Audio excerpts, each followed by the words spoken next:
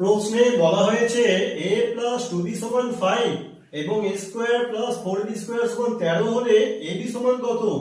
শুরু করছি, এটাকে আমরা a স্কয়ার প্লাস b স্কয়ারের ফর্মুলা ফেলবো।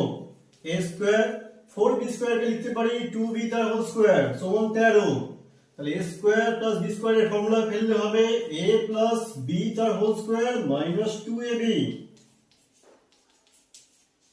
এর মান আমাকে প্রশ্নে বলা হয়েছে 5, তাহলে 5 এর স্কয়ার মাইনাস 2 দুগুণে 4 4ab সমান 13। 5 5 এ 25 মাইনাস 4ab সমান 13। তাহলে 4ab সমান 25 মাইনাস 13 বা ab সমান 12/4 3, অর্থাৎ অপশন নম্বর সি হলো সঠিক উত্তর। প্রশ্নে বলা হয়েছে a প্লাস 2b সমান 5 এবং a square plus 4b square সমান 13 হলে ab সমান কত। শুরু করছি, এটাকে আমরা a স্কয়ার প্লাস b স্কয়ারের ফর্মুলা ফেলবো।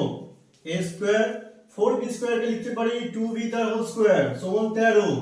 তাহলে a স্কয়ার প্লাস b স্কয়ারের ফর্মুলা ফেললে হবে a প্লাস b তার হোল স্কয়ার মাইনাস 2ab।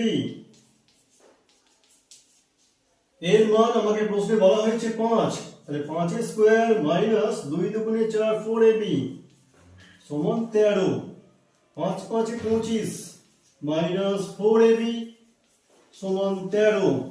তাহলে 4ab সমান 25 মাইনাস 13 বা ab সমান 12/4 3, অর্থাৎ অপশন নম্বর সি হলো সঠিক উত্তর।